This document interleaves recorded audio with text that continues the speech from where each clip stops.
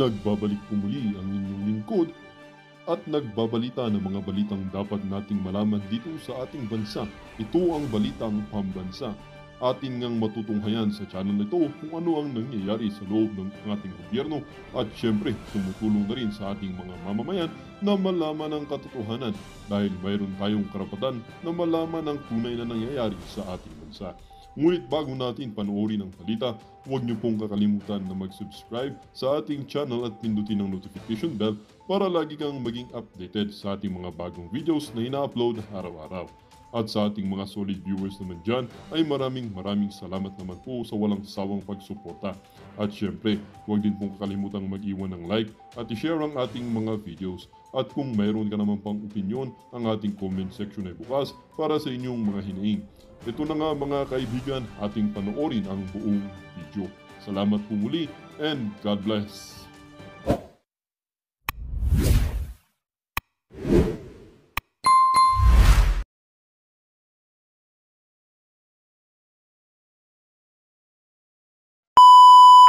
Ni Grijaldo ang Huwad Committee o ang Congress na sinisira ang imahe. Kasi imagine nyo mga kabayan, kung hindi talaga nakakagalit at dapat i-abolish na yung kongreso na yan. Anong sinasabi?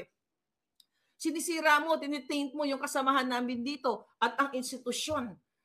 Sinasabi na ni Grijaldo na oo, pinanindigan ko, I stand with my statement under oath dun sa Senate. Pinipilit pa rin nila. Kasi mga palangga, sinisira daw. So ibig sabihin, nagsasabi na ng totoo, itong si Grijaldo, gusto nilang baliktarin na kailangan umamin si Grijaldo na yung mga statement niya ay hindi totoo. Yun ang gusto nila. Dahil ang gusto nilang paniwalaan yung kasinungalingan nila na hindi kinu-urge o kinasabwat o kinausap ni Fernandez at itong ni Abanting mga putang inang ito. Tignan natin, may nag-send sa atin video. Here we go. Ito yung ebidensya ng video, okay, na kung saan kinausap talaga at pinasok ni Abante at ni Fernandez yung mga buwaka ng inang yan sa kwarto si Grijaldo. So, ibig sabihin, ang statement ni Grijaldo ay totoo na yes, kinausap siya ni Abante at ni Fernandez bago ang hearing para umayon sa kanilang kagustuhan na sabihin na ng panahon ni Pangulong Duterte ay may reward system sa pakikipagsabuatan o sa pamumuno ni Garma. Here we go.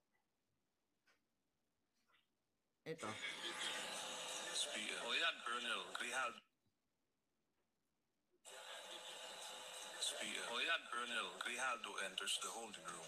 Pumasok sa holding room. At 7:17:59 p.m., Attorney Emericio Quilang enters. At 7:18:11 p.m., Attorney Rotsiv Comigat enters. At 7:19 p.m., Congressman Dan Fernandez enters. At 7:20:35 p.m., Congressman Benny Abante enters. At 7:35:35 p.m., Congressman Dan Fernandez and Benny Abante leave the holding room. At 7:36:14 p.m., Colonel Grijaldo exits with Attorney Quilang and Attorney Comigat. At 7:36:25 p.m., Colonel Grijaldo, all smiles, is seen conversing with Jimmy Fortaleza. Okay. I wished it. Okay, tingnan mo ha. Pumasok si Fernandez 7:19 doon sa holding room. Pumasok si Abante 7:35. Then lumabas si Abante 7:36. So isang minuto lang. Ang analysis ko doon, 1 minute lang nagsilabasan sila, naglabas si Colonel Grijaldo. Dahil nga hindi pumayag sa kanilang kagustuhan na ayunan ang kasinungalingan ni Garma. Tignan mo, bigla na rin din naglaho si Garma na sabihin na during Duterte's time ay mayroong ganitong reward system. Dahil nga nanindigan siya, dito pa lang sa video na ito mga kababayan, pumasok si Abante, pumasok si Fernandez, ibig sabihin totoo ang statement ni Grijaldo na kinausap siya, kinumbinsi siya. Tama ba na kukumbinsihin mo ang resource person o makipag-meeting ka bago ang hearing? Di ba? Na may mga ganong klaseng conversation.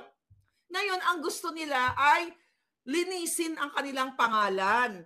paaminin si Colonel Grijaldo na ibawiin ang sinabi niya sa Senate. Kasi sa statement ng mga ulol na mga kongresista na sinira daw ang kanilang imahe, tinaint daw at ito daw ay napag-usapan pa ng 2 weeks, sabi ni Suarez, napag-usapan pa ng 2 weeks sa media. So gusto nilang bawiin ni Grijaldo na hindi totoo. Kita-kita sa video na talagang kinausap, ay pumasok sila sa holding room.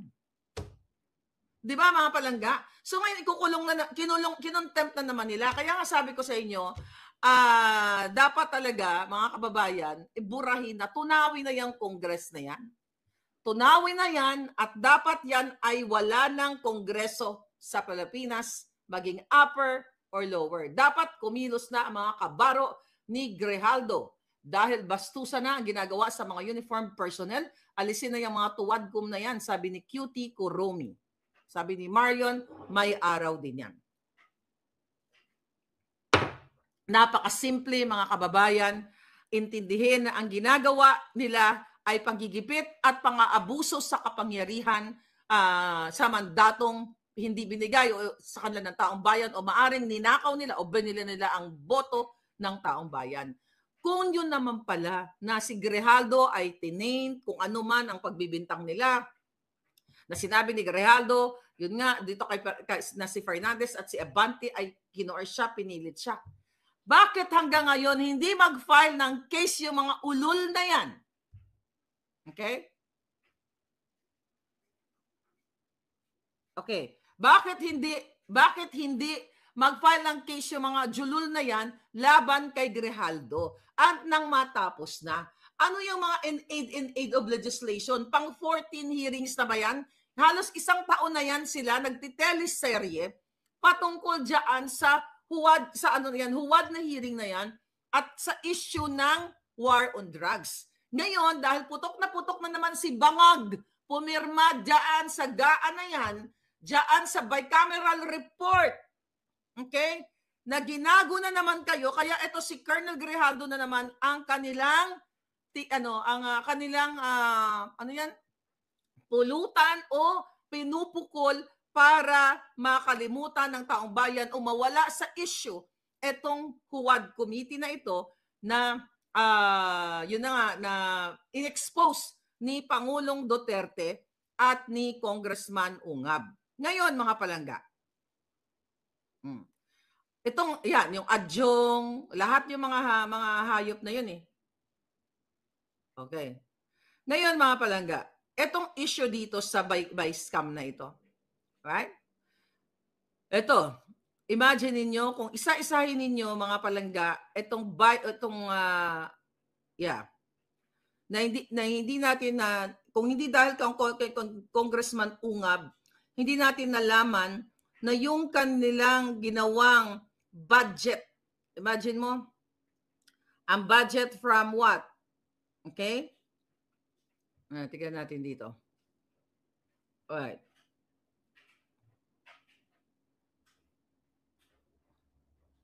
Yeah. So, yung budget ng Congress at ng Senate at ng Office of the President, hindi ninyo alam na yung mga pinag-usapan nila dito sa bicameral ay sa Senate publicly, okay? From 10.4 billion, all right? From 10.4 billion and Senate is 12.8 billion publicly deliberated. Then sa House Speaker 16.3 billion. At lingid sa kaalaman ninyo, dahil nga may sekreto at hindi sekreto, may pagnanakaw, panglilinlang ang mga ito sa taong bayan, hindi lang pala 10 billion o 10.4 billion ang budget, okay, para sa Office of the Bangag. Kundi nagdagdag ng 5.4 billion, which is total of 15.9 billion na walang kaalam-alam ang taong bayan na nag-increase ng mga billion-bilyong halaga. Like sa Senate, 1.1 billion ang tinagdag nila na hindi alam ng publiko. Then House of Representatives, 17.3 billion. Yan yung mga issue na dapat isaksak sa isipan ng taong bayan. Yan yung mga issue na yan dahil araw-araw pinahihirapan ang Pilipino ng gobyernong bangag na ito. And now, si Grijaldo ay isa lamang biktima. Si Colonel Grijaldo ay biniktima nila para lihisin ang issue. At dahil nga nag-speak up siya sinabi niya na si Abante at itong si Fernandez ay pinilit siyang ipahamak o bintangan ang mga Duterte o si Pangulong Duterte na mayroong award o reward system para gumurgur o kung ano pa man. Di ba, mga palangga? So, you have to do something. You have to move now. Okay? Durog ang investigasyon nila. Ang revelation ni Grijaldo puts a cloud of doubts. Poisonous tree, sabi ni sa affidavit ni Garma, sabi ni Pobreng Pinoy. Sabi ni Palangga, 7:20 at labas, Palaboy, sinabi ko ba? 7:20, okay. 7:20 pumasok at lumabas 7:35. Tingnan natin ulit. Okay. Galit ako tingnan natin. Review natin sa kapapasok lang. Okay, review natin.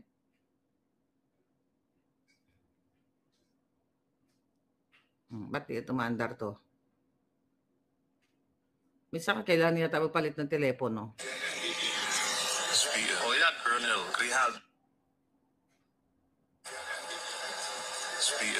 Colonel Grijaldo enters the holding room. At 7:17:59 p.m. 7:17. Attorney Emericio Kilang enters. At 7:18:11 p.m. Attorney Rotsir Comigat enters. At 7:19 p.m. Congressman Dan Fernandez enters. At 7:35 p.m. Congressman Benny Abante enters. At 7:35 p.m. Congressman Dan Fernandez and Benny Abante leave the holding room. At 7:36:14 p.m. Tama yung sinabi ko. 7:35 nag-increase. Pumasok si Abante. Si Fernandez ay 7:20. Tama? Anyway, ang importante na ipakita dyan sa video na yan na totoong merong pag-uusap sila. Alright? May pag-uusap sila kaso hindi nga pumayag si Grijaldo kaya in less than just 1 minute. Di ba? 7:35, 7:36 nagsilabasan lahat sila, di ba? So, sunod-sunod na yung paglabas sila. So, talagang merong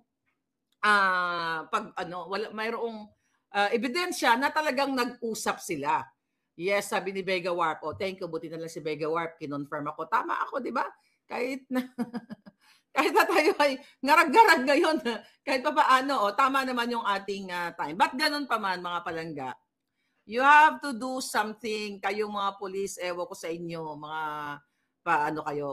pabagal-bagal kayo. Ang issue dito, hindi, ang sinasabi ko, OFW Silent Girl, si pangalan niyan, si Abante. Di ba pumasok na siya ng 7:35. So yung iba nauna na, may 17, 18, 19. So ang ibig ko sabihin, siya yung finale na pumasok, 7:35 siya uling pumasok din, 7:36 nagsilabasan sila. So nag-usap na si Fernandez from 7:20, okay? 20 after 35, so like 15 minutes, you're right. So 7:20 nag-usap na si ewan kong gulo niyo. Okay, nag-usap na sila doon tapos yun na nga, hindi pumayag si Grijaldo na siya ay linlangin. All right? Linlangin o sabwatin nitong dalawang ito. Pero again, ito po ay cover up lamang dito sa blank check o blank na bicameral report na ninanakaw o ninanakawan kayo ng gobyerno di Bangag dahil ang may pakana niyan ay si Marcos Jr., si Lisa Tanas, si Tambaluslos. Yung issue kay Colonel Grijaldo, ito ay panggigipit lamang at pagpapakita sa taong bayan na kaya kayo lahat gaguhin, kaya kayong contempt sa kawalang kadahilanan na mga rason. Dahil sinabi na nga ni Grijaldo na I stand with my statement under oath sa Senate. So ano pa? So ang gusto nila kasi talagang manganak ng manganak yung mga statement ni Colonel Grijaldo para gagamitin nila against kay Colonel Grijaldo. Yan ang nakikita natin yan. Pero ito pa mga kababayan. Okay? Sabi ni Kimi Yap, that's how they are. Lagi nililihis na totoong issue sa Pilipinas. Alright, so BBM and his crocodiles must leave their post, sabi ni Joni. Exactly. Win Ragdals, yes. Mga scam. Okay, ito. Ito ang malupit. Comelec. Okay? Comelec and Bong Revilla nagsabuatan. Bakit ko sinasabi? Ito. Hindi ba kayo magagalit dito? Recently, nag-release na naman ang Comelec ng temporary restraining order. Ang Supreme Court sa Comelec, di ba? Ng restraining order. Here we go, mga kababayan. Kung paano masasabi ng taong bayan na pakawalang hiya ng gobyerno ni Marcos Jr. ng Comelec, okay, ba't ganyan? Ng Comelec sa panluloko sa inyo. Alright, tignan natin na. Here we go, darling. Ano to? Ayan. 9 hours ago, Korte Suprema naglabas na naman ng panibagong temporary restraining order, disqualification laban sa senatorial aspirant na si Francis Leo Marcos. Pinatitigil ng Korte Suprema ang what? Pinatitigil ng Korte Suprema ang what? Pag-imprenta na naman. But here we go, darling. Here we go. Kahapon din, okay, hanapin ko lang tong link. Kahapon, mga palangga, 18 hours ago, inilabas ng Comelec ang bagong ballot numbers ng mga aspiranting apektado, galing to sa SMNI, ng pagdagdag ng pangalan ni Zubair Mustafa kasunod ng temporary restraining order na inilabas ng korte. Tingnan ko nga si Francis Leo Marcos muna dito kasi hindi ko alam na tumatakbo siya. LMNOP. M. Mustafa. Teka natin. Marcos. Meron ba siya? Okay, here we go.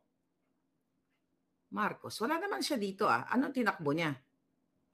Oh, sa number 39, si Amy Marcos pa rin. Okay, wala sa listahan. Okay, here we go. Mga kababayan, ito yung kay Ramon Revilla. Ito putang ina mo, George Garcia. Ito Comelec. Kayo na po ang magdesisyon, mga kababayan. Dahil sa restraining order, okay, ng Supreme Court, na itigil ang pag-imprenta ng mga balota dahil mayroong appeal itong si Mustafa. Alright? Pinag-usapan natin last week. Okay? Ngayon, ang sabi ni George Garcia ng Comelec, okay, dahil susunod sila sa RTO na yan, pinatigil yung 6,000 ballots na naimprenta na, which is total amount of 132 million. Wala pa yung sweldo ng mga tao, yung mga, at iba pang mga expenses. So, pinaliwanag natin sa inyo na ito ay pera ng bayan na basta na lang itapon itong mga balota na ito dahil sa kapalpakan ni Garcia na appointee ni Bangag Jr. At I believe dadalhin nila somewhere sa isang secluded na place ba? Baka gamitin na naman nila sa pandaraya nila. But ganun pa man, mga kababayan, ang pag-imprenta ng balota o pagkasunod-sunod ng mga kandidato ay base sa alphabetical order. Tama? Okay. Pero jutang genimis ka, George Garcia, na dumidila sa kipay ni Lisa Tanas sa ngalan ng pera ng bayan, sa ngalan ng panggagancho.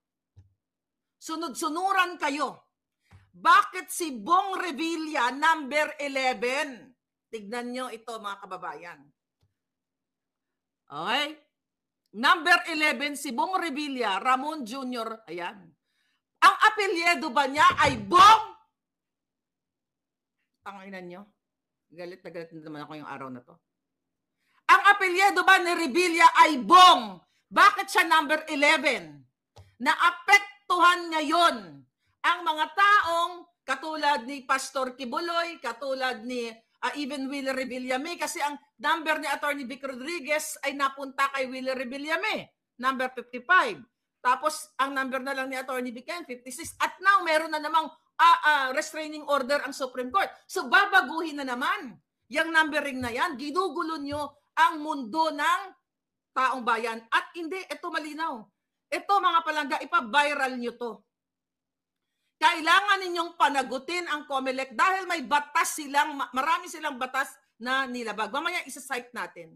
Tanong ko sa iyo, George Garcia, 10 ng pamilya mong lumalamon sa sweldo o sa kaban ng bayan, buwa ka ng ina mo. Ang Bong Revilla ba, ang Bong ba ay apelyedo niya? Ulitin natin ulit.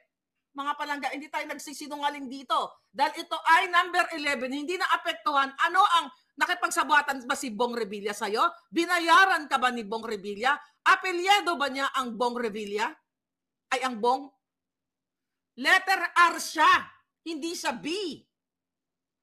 Kung yan ang babasehan natin, na ang nickname ay pwede palang gamitin sa pagkasunod-sunod ng balota, tignan natin si Christopher Bongo. Si Christopher Bongo, si Senator Bongo, ang palayaw niya ay Bong din. Si Revilla ay Bong din. Tignan natin. Hindi ba dapat magkasunod sila? Bong Revilla, Bongo. Saan na yun? Pero nasaan si Bongo? Go, letter G. Okay? Bakit si Bongo ay nasa number 28? Go, Bong, go. Ayan, go. Bakit go ba ang, bakit Bongo? Ano ba ang middle initial ni Senator Bongo? Bongo, go? Anyway, nakita nyo yan?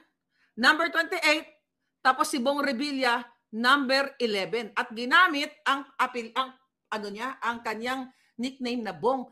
Ito ay paglabag sa batas, mga kababayan. Nilalapastangan kayo, winawalang hiya na kayo ng gobyernong ito.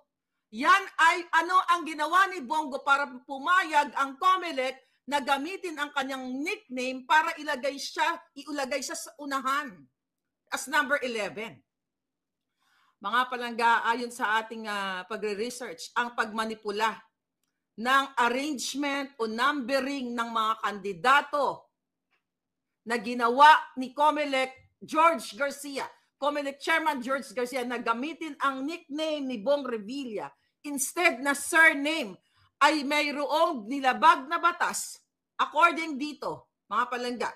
Sa ating batas, ito, ano ang mga nilabag ni George Garcia na dapat talagang pumantay ang paa ng mga hayop na yan? Number 1, Equal Protection Clause of 1987 Constitution, Article 3, Section 1. Hindi ko na-discuss ang batas na yan, dahil di ba ako abogado.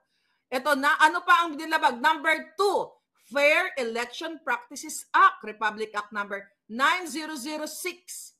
Ito ay para this act is to ensure fair and equitable treatment of all candidates. Bakit special si Bong Revilla? Bakit pinayagan siya na gamitin ang surname niya as mauna siya sa listahan? As Bong, kumbaga sa pilahan ng mga estudyante, nagbibigayan ng whatever, okay, ng pagkain or ang inuna si Bong Revilla kasi letter B. Panglilin lang yan. Panglilin lang ng COMELEC. Ano pa ang nilabag na batas ni Bong Revilla at ni George Garcia? Omnibus Election Code. Batas Pambansa bilang 881. Alright. Ang sabi dito sa sections 10, requires COMELEC to uphold fairness in election administration.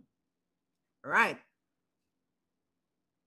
Ang sabi pa dito sa section 261, enumerates prohibited acts including using official powers to manipulate or give undue advantage to candidates. This is a clear picture, di ba? Malinaw pa sa sikat ng araw na binigyan ng pabor at naging bentahe na Revilla ang kanyang koneksyon kay COMELEC, kay Lisa Tanas o kung kanino man na ilagay siya sa number 11. Hindi Bong ang kanyang family name or surname.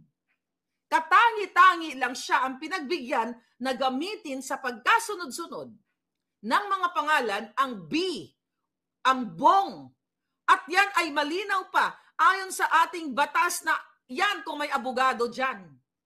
Attorney Glenn Chong, okay? Attorney Vic, lahat ng mga attorney Rodrigo Roa Duterte, okay? Ang sabi dito mga palangga, another kasalanan or batas na violate ng walang hiyang George Garcia, Administrative Code of the Philippines, Executive Order number 292. Sabi dito, public officials including the COMELEC are expected to act with impartiality and integrity.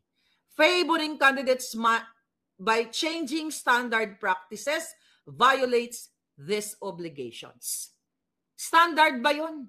Fair ba yun? Na ginamit o pinagbigyan si Bong Revilla na ilagay siya sa number 11, malinaw na nandurugas ng dorobo, lumabag sa batas si George Garcia, si Bong Revilla at lahat ng kasabwat nila. Ano pa ang pwedeng kasalanan ni George Garcia?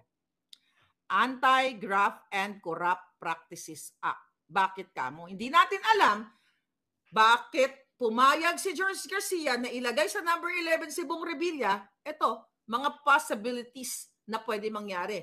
Under graft and corruption, baka binigyan siya ng limpak-limpak na salapi. 1 million, 2 billion, mapayat yan. Diba? 500 million, 1 billion, or I don't know how much. But, kung ipapasok natin tong anti-graft and corrupt practices, bakit napapayag si COMELEC na ilagay sa number 11 si Bong Revilla? At hindi naman Bong ang kanyang apelyido. Ang apelyido niya ay Revilla. Oh, another thing. COMELEC rules and guidelines. Ayan, yung pati sa may guidelines and rules and COMELEC. Alright. Altering, sabi dito, COMELEC itself, sabi dito, has internal rules for organizing ballots. Altering this without justifiable reasons or transparency could breach their own established procedures. Now, buwa ka ng ina ka, ikaw, yes, ikaw, George Garcia, na ang asawa mo ay nagdi-display din ng mga mamahaling gamit, Hermes, Chanel, Dior, lahat. Putang ina ninyong lahat. Magpaliwanag ka, George Garcia, saan kayo kumukuha ng kapal ng muka, saan kayo kumukuha ng pambili ng mga designers para irampa ninyo. Saan? At ang pinaka-top na tanong sa iyo, magpaliwanag ka, bakit pinayagan mo si Bong Revilla na ilagay sa number 11 sa pagkasunod-sunod? Hindi naman Bong ang apelyido niya, mga kababayan. Kailangan nyo nang magsalita at ginagago kayo ng COMELEC ng gobyernong ito. Malinaw pa sa sikat ng araw na hindi Bong ang apelyido niya. My God, tignan natin kung saan siya dapat magfo-fall. Okay? Tignan natin. Kung Revilla siya, i-adjust natin. Alright? Letter R. Tignan ko kung saan siya dapat. QRSTU. Okay? Revilla. Okay. Kung number, ano spelling? Double L, di ba? Okay, sulat ko. Revilla. Okay. R-E-V-I. So, Revilla. Okay. So, dapat siya ay number 50. No, hindi siya 55. Anyway, siya dapat ay after, baka masistik ni Atty. Vic yung kanyang number. So, dapat si Revilla ay after ng Ramos. Diba? Revilla, then Revillame. Tama ba ako? Sa pagkasunod-sunod. Revilla, then Revillame. Dapat magkatabi ang pangalan ni Bong Revilla at ni Willie Revillame. Pero bakit katangi-tangi siya nasa number 11? Gaguhan to, kaya sabi ko sa inyo, dapat tula ng eleksyon sa kapapasok lang. Ginagago na kayo eh. Ayan o, Binay, Bondok, Bosita, Brosas, pagdating sa kanya, Bong, nagpalit na ba siya ng apelyido? Nag-change name na ba siya? Kung nag-change name siya at may maipapakita siya na nag-change name siya, yan ay valid. Pero alam naman natin na hindi siya nag-change name. Yan ay pang-dorobo sa inyo. Oh, ayan. Panggagago yan. Ano gagawin nyo ngayon, mga palangga? Ano? May gagawin ba kayo? Kayo dyan, mga military, mga pulis, mga abogado. Ano kayo? Ungo? Wala ba kayong utak? Ginagago kayo ng COMELEC, ginagago kayo ng gobyerno. Ito'y grounds ito para tanggalin niya mga yan, para burahin lahat. Sino ang boss ni George Garcia? Si Lisa Tanas. Si Marcos Jr., lahat ng galaw ng mga yan ay may basbas ni Satanas. Dapat yan si George Garcia, sabi ni Cosme, ay i-disbar. Dapat nga lahat yan ay pumantay ang paa. Okay? Sabi ni Win Gragdal, baka malipat ang boto niya kay Willie Revillame. Lahat nga naapektuhan. I mean, yung from letter M ba or R ba or something. Mga palangga. Nakagalit. Kailangan ko ng pang energy. Putang ina ng mga to. Sarap. Sarap itapon sa kumunoy. May magagawa tayo kapag nagsama-sama tayong lahat. Okay. Ulitin ko Napapakita ko sa inyo. Okay. Kailan ba nagkamali si Maharlika dito? Kailan nagkamali si Maharlika sa kanyang mga pasabog? Okay. Tingnan natin to. Pakita ko sa inyo. Napapakita tayo sa inyong video. Share screen tayo. Okay, share screen. Nakita nyo yan? Okay. Share screen dito sa... sino yan? Sino yan, mga hitad? Kilala niyo ba yan? Okay, bigyan natin ng konteksto yan. Okay, follow ng script. Ano sabi ni Political Vision? May poong Nazareno naglalakad. Sino yan? Si Altenco. Okay, ano po, jowa niya ba yan? Birthday yan ng anak niya. Hindi pinakita, pero nandyan yung mga cabinet secretaries. Wala ba yun siguro yung mata ko? Baka hindi ko nung kita. Kayo na lang tumingin. Sino-sino mga cabinet secretaries. Mga kababayan, okay? Yan yung sinabi ko. Na habang kayo hindi makabili ng bigas, hindi makabili ng pagkain, ayan, ang mga cabinet secretaries, alam ko kung isang pagkain na yan, ang kanilang pamilya na nag-enjoy sa pagpa-party-party. Nandyan sa Thailand yan, sa Koh Samui yan. Ayan yung sinasabi ko. Nandyan din si Lisa Tanas. Okay, tingnan natin yung paano ni Political Witch. Meron din yung pinost si Political Witch Boy. Ayan. Nakita nyo yan? Ayan.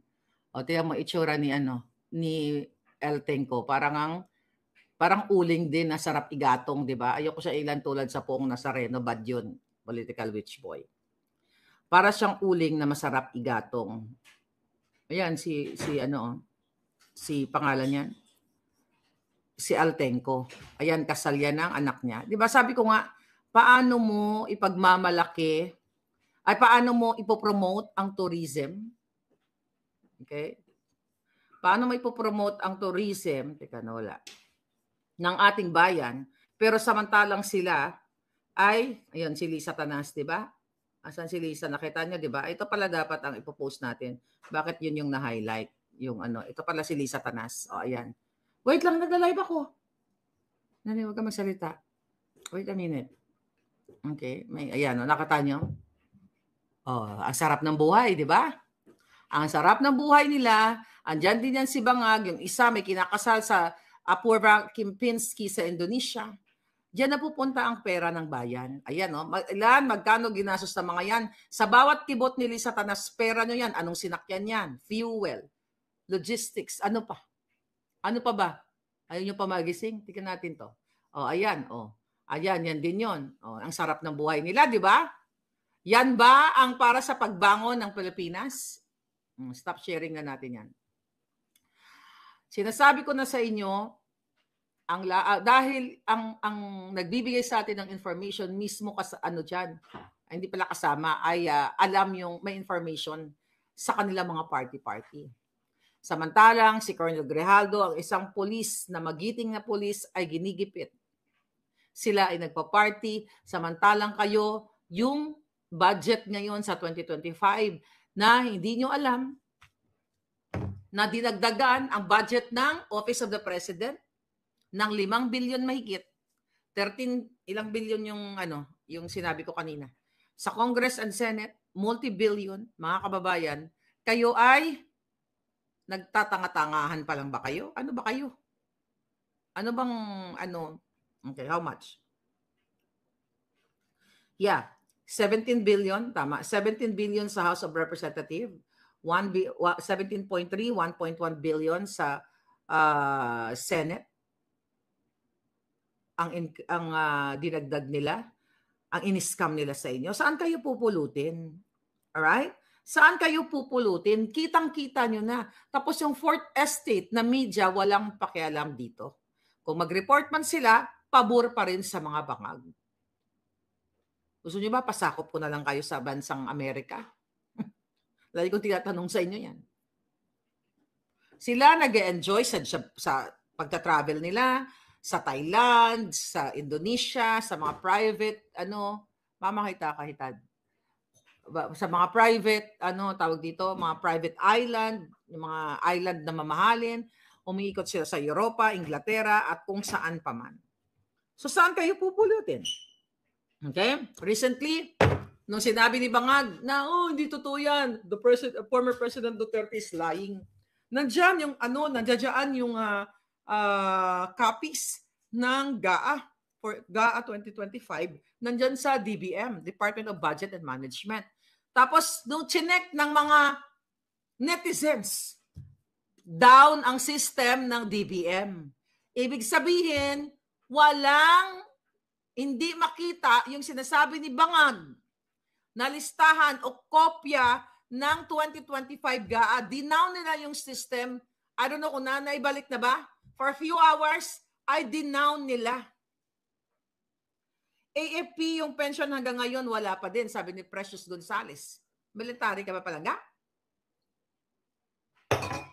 Tingnan mo yan. Delayed at kung ano-ano pa. Mga suga pa talaga. Cecilia Ibardolosa, God bless you always and keep safe. Good evening, palangga. Thank you so much. Ang men and women in uniform, dapat sila ang kumilos. Ano ginagawa nila? Wala, inahayaan na nilang babagsak ang Pilipinas. Okay. Pasakop mo na nga lang at para makavisit sa relatives dyan. Sabi ni Rich T. Okay, makausapin ko si Lolo Trump. Gusto niyo ba yun? Sakopin kayo? Wala naman eh. Traidor yung mga namumuno sa inyo eh. Palangga, sobra na sila. Kawawa talaga. Kawawa lagi na-contempt like Colonel Grijaldo, sabi ni Marilyn Kinagan.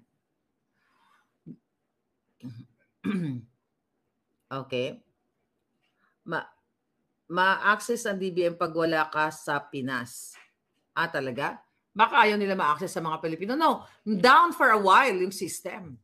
Diba? Down for a while. Pero kahit na ilagay pa nila dyan, yung mga doctored or altered papers and everything, magagaling yung mga yan eh. Magaling si Lisa dyan, di ba?